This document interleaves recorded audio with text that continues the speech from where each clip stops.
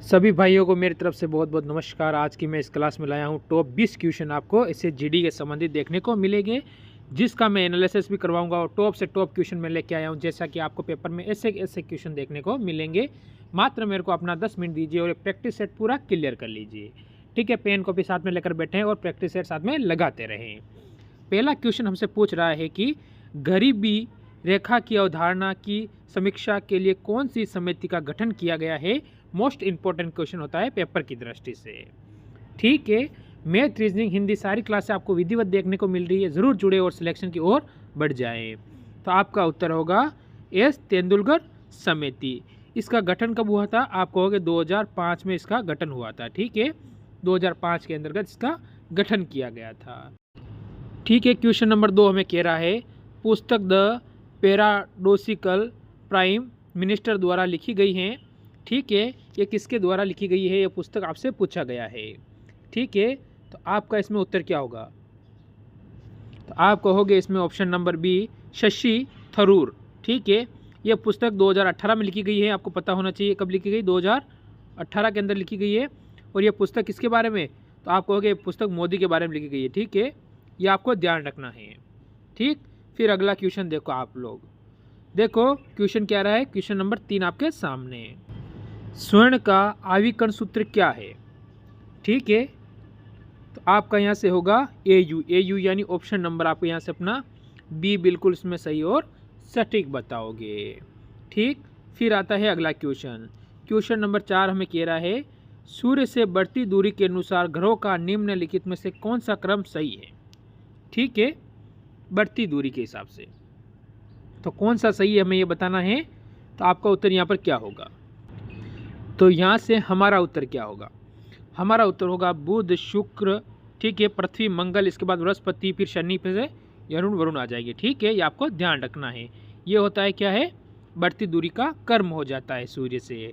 ठीक है, most important question बनता है यहाँ से आपके लिए।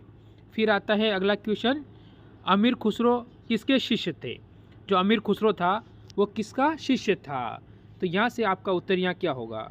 ठीक है, तो आपका उत्तर यहाँ से बन जाएगा ऑप्शन नंबर बी बिल्कुल अपना यहाँ से क्या होगा, सही और सटीक उत्तर होगा, निजामुद्दीन औलिया। ठीक है, ये आपको याद रखना है। फिर लेता हूँ अगला क्वेश्चन। क्वेश्चन नंबर 6 आपके सामने आया है, भारत के मशहूर शहनाई वादक कौन थे?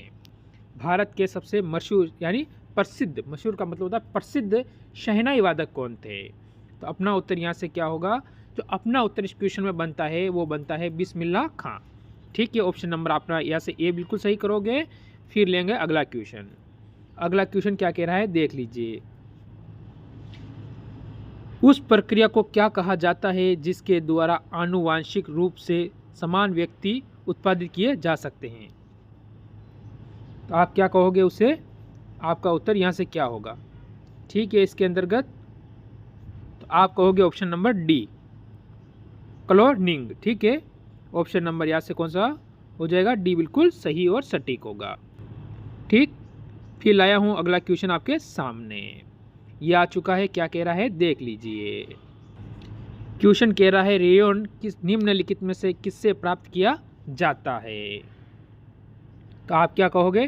कास्ट लुंदी यानी ऑप्शन नंबर आपका यहाँ से बी बिल्कुल इसमें सही और सटीक उत्तर होगा। ठीक, फिर देखो अगला क्वेश्चन। अगला क्वेश्चन हमें कह रहा है निम्नलिखित में से किसको क्या कहते हैं? यहाँ से पिटकर पहेली में परिवर्तन किया जा सकता है। तो किसको किया जा सकता है यहाँ से? तो आपका उत्तर इसमें क्या होगा? आपका उत्तर हो जाएगा इसमें जस्ता यानी ऑप्शन नंबर अपना यहाँ से ए बिल्कुल सही होगा। फिर देखो अगला क्वेश्चन। अगला क्वेश्चन कह रहा है भारत के प्रधानमंत्री निम्नलिखित में से किन निकाय के वस्तुएं मुखिया होते हैं? ठीक है, तो आपका उत्तर इसमें क्या होगा? आपका उत्तर होगा कि वह नीति आयोग। ठीक है, बिल्कुल सही है। इसके बाद राष्ट्रीय एकता परिषद, बिल्कुल सही है। भारतीय वन्य जीव बोर्ड यानी ऑप्शन नंबर आपका डी बिल्कुल इसमें सही हो जाएगा। ठीक, फिर अगला क्वेश्चन देखो क्या कह रहा है, छोटी वाहिकाएं जो कोशिकीय मोटी होती हैं क्या कहलाती हैं? तो आपका उत्तर इसमें क्या होगा? वो कहलाती है कोशिकाएं। ठीक है, ऑप्शन नंबर अपना यहाँ से डी हो जाएगा। ठीक, फिर अगला क्वेश्चन देखो, केवल वह स्तंभ जिसमें अशोक स्वयं को मगध का सम्राट बताता है। ठीक है, मगध का सम्राट तो कौन सा है वो स्तंभ? बाबू स्तंभ। बाबू स्तंभ यानी ऑप्शन नंबर अपना यहाँ से डी होगा। पेन कॉपी में साथ में लगाते रहे। और ये मगध का बताता है, किस वंश से था अशोक? आप कहोगे मौर्य वंश का था। ठीक है, और इसकी राजधानी क्या कहाँ थी? पटना यानी पाटलिपुत्र। ठीक है, वर्तमान नाम क्या है? पटना। आपको याद रखना है कहाँ है, बिहार की राजधानी है। फिर अगला क्वेश्चन देखो क्या कह रहा है, वैश्विक प्रतियोगिता में स्वर्ण पदक जीतने वाली पहली भारतीय, किसका बारे? पहली भारतीय के बारे में पूछा गया है। जिम्नास्टिक्स कौन थी? ठीक है, तो आपका उत्तर यहाँ से क्या होगा इस क्वेश्चन के अंतर्गत? दीपा। ठीक है, यानी ऑप्शन नंबर आपका यहाँ से ए वाला बिल्कुल सही और सटीक होगा, कर्माकर। ठीक है, अगला क्वेश्चन देखो आप लोग, क्वेश्चन नंबर 15 हमारे सामने आया है। क्या कह रहा है? ये कह रहा है किस शासक वंश में मंदिरों एवं ब्राह्मणों को सबसे अधिक ग्राम अनुदान दिया गया? ठीक है, तो कौन सा था वो? तो आप कहोगे इसमें गुप्त वंश। गुप्त वंश यानी ऑप्शन नंबर आपका यहाँ से ए होगा। इसकी स्थापना की थी श्री गुप्त ने। ठीक है, श्री गुप्त। ठीक है, ये आपको ध्यान रखना है। ठीक, फिर अगला क्वेश्चन देखो, यदि 500, क्या कहा है हमसे? 500 कुलम्ब का आवेश 25 सेकंड के लिए प्रवाहित होता है तो धारा की गणना ए क्या करें? ठीक है, तो इसमें ऑप्शन नंबर ए, बी, सी या डी, तो आप कहोगे इसमें हमारा बी वाला बिल्कुल सही और सटीक उत्तर होगा। फिर अगला क्वेश्चन देखो क्या कह रहा है, किसी वस्तु की गति के दौरान समय के साथ इसका वेग नियत रहता है, तो आप क्या कहोगा? यहाँ से अपना उत्तर क्या बताओगे?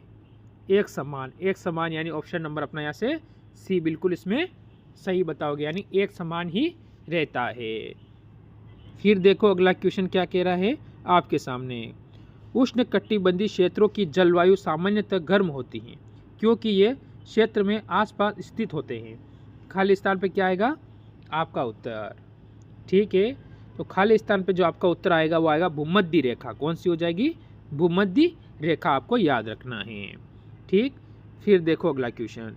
अगला क्वेश्चन क्या कह रहा है? आज का सेकंड लास्ट क्वेश्चन यानी 19वां क्वेश्चन।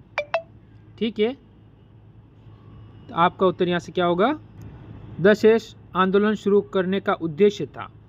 ठीक है, तो आपका उत्तर इसमें क्या होगा? क्षेत्रीय सहयोग। क्षेत्रीय सहयोग के लिए इसे किया गया था, ऑप्शन नंबर डी हो जाएगा। ठीक, फिर देखो अगला क्वेश्चन, आज का लास्ट और अंतिम और 20वां क्वेश्चन क्या कह रहा है आपके सामने। ठीक है, तो ये क्वेश्चन रहेगा आज का आपका HW। इसका उत्तर जरूर कमेंट करना, और एक बार सभी भाई मेरे को जय हिंद लिखकर जरूर भेजेंगे, क्योंकि फौज की तैयारी करना और जय हिंद वो लिखना सबसे पहले आता है।